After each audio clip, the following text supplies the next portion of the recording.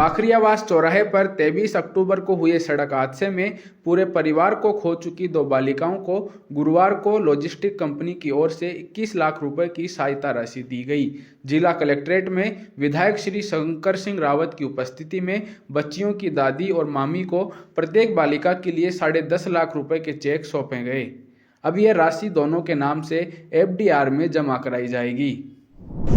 बाखरियावास घाटे में पूर्व में जो एक्सीडेंट हुआ था, जिसमें राजू सिंह जी का जो परिवार था, उस परिवार के 4 सदस्य, राजू सिंह जी की पत्नी, राजू सिंह जी के दोनों बेटे खत्म हो गए थे एक्सीडेंट में। और उसके पश्चात यहाँ कलेक्टर कार्यालय में धरना हुआ था। उसमें उस समय सहमति हुई थी कि दोनों जो बच्चियाँ बची है, एक 10 वर्ष की है और एक 8 वर्ष की है, इन बच्चियों के नाम पे 10.5 लाख रुपए की FDR बना देंगे। जिस वाहन से एक्सीडेंट हुआ था, ये उनकी तरफ से आर्थिक सहयोग इस परिवार को था, तो उस कंपनी को भी हमारी तरफ से धन्यवाद। और ये क्योंकि अभी छोटी बच्चियां हैं, तो जो इनका फिक्स डिपॉजिट बना है, आज उनका चेक इशू हुआ था। चेक के पश्चात में अब FDR जो बनेगा वो 18 वर्ष के बाद जब ये बच्चा मैच्योर हो जाएगी, तो इन्हीं बच्चियों को वो पैसा मिलेगा।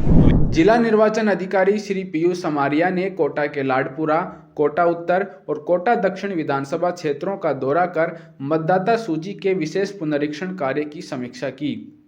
उन्होंने BLO से गणना प्रपत्र विवरण और डिजिटाइजेशन की जानकारी ली और निर्देश दिए कि यह कार्य समय पर पूरा हो। उन्होंने मतदाताओं से अपील की कि वे BLO को जरूरी दस्तावेज दिखाएं ताकि किसी पात्र व्यक्ति का नाम सूची से न हटे।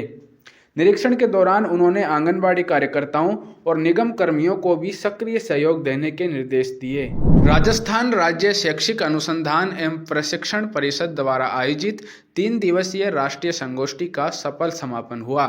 इसमें देश भर के शिक्षा विशेषज्ञों ने नई शिक्षा नीति 2020 पर चर्चा की। सत्रों में खेल खेल में शिक्षा, डिजिटल साक्षरता, व्यावसायिक शिक्षा और शिक्षक सुदृढ़ीकरण जैसे विषयों पर विचार विमर्श हुआ। अंतिम दिन डिजिटल और व्यावसायिक शिक्षा पर जोर दिया गया। समापन सत्र में वक्ताओं ने कहा कि तकनीक शिक्षा में नवाचार और सहभागिता का माध्यम है। निदेशक श्रीमती श्वेता फगेड़िया ने कहा कि यह संगोष्ठी भविष्य की शिक्षा सुधार योजनाओं की दिशा तय करने वाली रही। भजनलाल सरकार आमजन के स्वास्थ्य और विकास के लिए लगातार काम कर रही है। सरकार का विशेष फोकस आयुर्वेदिक चिकित्सा प्रणाली को सशक्त बनाने पर है ताकि लोगों को सस्ता और प्रभावी उपचार मिल सके। संवाददाता श्री मलखान मीणा से बातचीत में आयुर्वेदिक प्रोफेसर और सचिव श्री राजीव शर्मा ने बताया कि राज्य में नए आयुर्वेदिक अस्पताल, पंचकर्म केंद्र और औषधीय पौधों की खेती को बढ़ावा दिया जा रहा है। उन्होंने कहा कि सरकार का लक्ष्य है हर गांव तक आयुर्वेद पहुंचे, हर व्यक्ति स्वस्थ रहे और भारतीय परंपरा को नई दिशा मिले। फार्माकोविजिलेंस के लिए हम इंटरमीडिएटरी सेंटर तो वही है, साथ साथ माननीय आयुष मंत्री जी ने आयुष रक्षा पोर्टल लॉन्च किया है। वो 30 मई को लॉन्च किया है।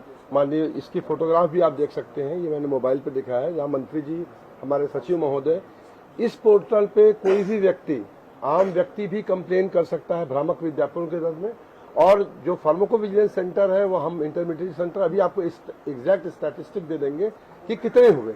लेकिन ये जो पोर्टल है, जो पहल भारत सरकार ने, आयुष मंत्रालय ने की है, वो एक मील का पत्थर साबित होने वाली है, जिससे कि कोई व्यक्ति भ्रामक विज्ञापन से बच सकता है। और उसके रेगुलेशंस भी हैं, एक एडवर्टाइजिंग स्टैंडर्ड काउंसिल भी है, एक इंडिपेंडेंट काउंसिल भी है जो कि गलत एडवर्टीजमेंट को रोकती है, वो भी है, वहां भी कर सकते हैं, सुरक्षा पोर्टल भी कर सकते हैं और फार्माकोविजिलेंस को भी कर सकते हैं। जैसा सर ने बताया, अब आप देखें तो वो नंबर बहुत कम है, नाम लेना उचित नहीं हो, तो बहुत सी कंपनियों को, अभी एग्जैक्ट आपको डाटा बताएंगे, बहुत सारी कंपनियों को मोर देन 1000 कंपनियों को नोटिस इशू हुए हैं।